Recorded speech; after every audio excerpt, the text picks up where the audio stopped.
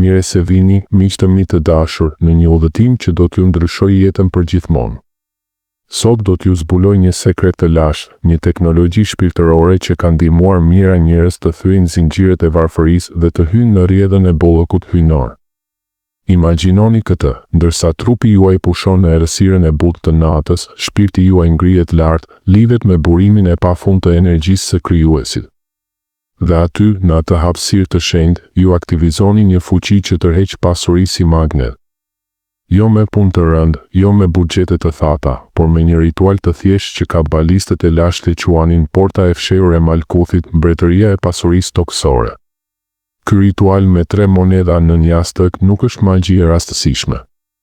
Është një urë midis botës shpirtërore dhe asaj fizike. Për 2000 vjet, familjet e pasura hebreje e kanë bërë këtë në fshehtësi. Sot, unë po ju zbuloj juve, sepse koha ka ardhur. Por kujdes, kjo nuk është këshill financiare. Është teknologji shpirtërore. Dhe rezultatet vijnë vetëm për ata që besojnë me zemër të pastër. Para se të ndiqni këtë video, mos harroni të pëlqeni faqen tonë dhe të shpërndani videot miqve tuaj, është shumë e rëndësishme për ne për mirëmbajtjen dhe rritjen e faqes sone. Le të fillojmë udhëtimin tonë të thellë. Pjesa 1: filozofia pas ritualit. Së pari, le të kuptojmë pse varfëria nuk është virtyt, por një pengesë e madhe për qëllimin hyjnor.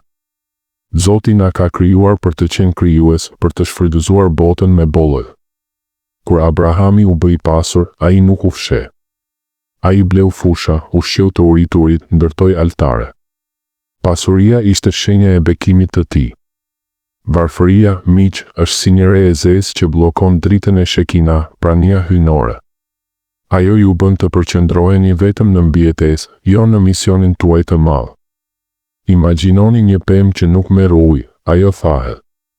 Kështu është shpirti pa pasuri, ai nuk mund të jap fryte për botën. Tani, le të flasim për dallimin midis shpirtërores dhe fizikes. Ju punoni 12 orë në ditë, bëni buxhet, kurseni çdo qindark, por pse nuk mjafton? Sepse këto janë vetëm vegla të trupit.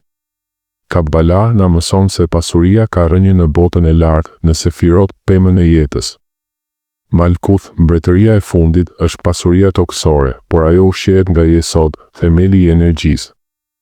Nëse nuk e aktivizoni energjinë shpirtërore, puna juaj është si të mbyllni fara në shkëm. Metodat tradicionale janë të mira, por të paplota. Ato punojnë në nivelin e botës së veprimit. Por rituali ynë punon në nivelin e botës së formimit, ku mendimi bëhet realitet. Dhe tani, fuqia e gjumit, ky është thelbi. Gjumi nuk është vetëm pushim. Është udhëtim. Thuhet se gjatë gjumit, shpirti ngrihet në botët e larta. Ai takohet me engjëjt, me paraardhësit, me vetë Zotin. Është koha kur egoja fle dhe shpirti është i lirë. Kabalistët e lashtë e dinin këtë, gjumi është si një altar i fshehur. Atje, ju mund të ngarkoni objekte me qëllime. Monedat bëhen si bateri shpirtërore që thithin energjinë e bollëkut. Imagjinoni, ndërsa ju flini, monedat pulsojnë me dritën e tiferet, bukurinë hyjnore dhe e kthejnë atë në para, mundësi, bekime.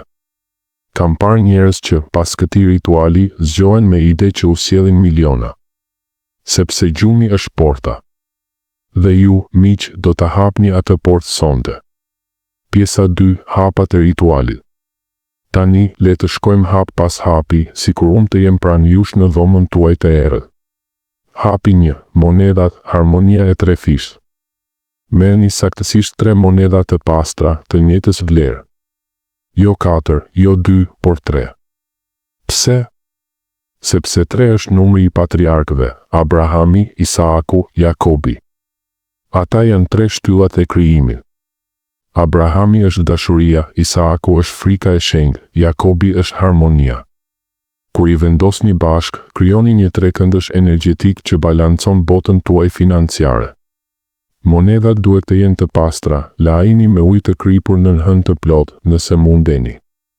Ato përfaqësojnë të kaluarën, paratë që keni pasur, të tashmen, ato që keni tani dhe të ardhmen, ato që do të vinë. Mbajini në dorën e djathtë, dorën e dhënjes dhe ndjeni peshën e tyre. Ato nuk janë thjesht metal. Janë porta për në botën e pasurisë. Hapi 2. Intencioni, vizualizimi i qartë. Mbyllni sytë. Merrni frymë thellë 3 herë. Tani vizualizoni. Mos thoni dua para. Thoni një shumë specifike, 10.000 euro për një shtëpi të re, ose një punë që më jep 5.000 euro në muaj. Shkoni më thellë, shihni veten duke hapur llogarinë bankare, duke prekur parat, duke qeshur me familjen. Ndjeni gëzimin në zemër. Kjo është fuqia e lexira, formimi. Monedat në dorë po thithin këtë imazh. Bëjeni aq real sa mundeni. Flisni me to, ju jeni dëshmitarët e bollëkut tim. Hapi 3. Aktivizimi, fjalët që dridhen universin.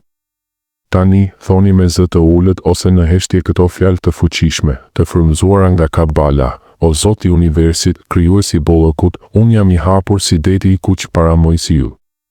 Këto 3 monedha, si 3 patriarkët, aktivizojnë energjinë time të pasurisë.